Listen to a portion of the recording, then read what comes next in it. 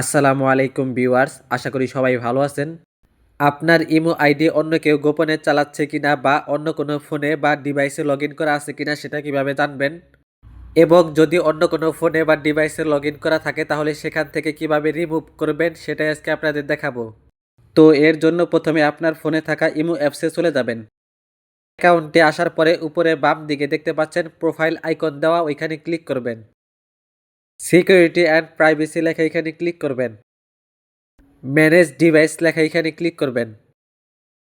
এখানে দেখতে পাচ্ছেন আমার ইমো আইডিটা দুইটা ফোনে লগইন করা আছে। তো আপনার ইমো আইডি যদি অন্যান্য ডিভাইসে লগইন করা থাকে তাহলে এখানে শো করবে। এখান থেকে অন্যান্য ডিভাইস রিমুভ করার জন্য এখানে ক্লিক করবেন। ডিজেবল লেখা এখানে ক্লিক করবেন। ভেরিফাই নাও লেখা এখানে ক্লিক করবেন। এখন দেখতে পাচ্ছেন এখানে কিন্তু ডিলিট করার একটা অপশন চলে আসছে। ডিলিট আইকন দেওয়া এখানে ক্লিক করবেন। ডিলিট লেখা এখানে ক্লিক করবেন। তো দেখতে পাচ্ছেন আমার ইমো আইডিটা কিন্তু অন্য একটা ডিভাইস থেকে রিমুভ হয়ে গিয়েছে। এখন এই অপশনে ক্লিক করে এটা অফ করে দিবেন।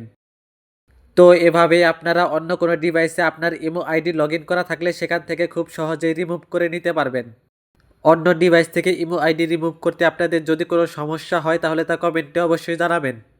আর ভিডিওটি ভালো লাগলে অবশ্যই একটি লাইক করবেন এবং চ্যানেলে নতুন হলে এরকম ইনফরমেটিভ ভিডিও পেতে চ্যানেলটি অবশ্যই সাবস্ক্রাইব করে রাখবেন।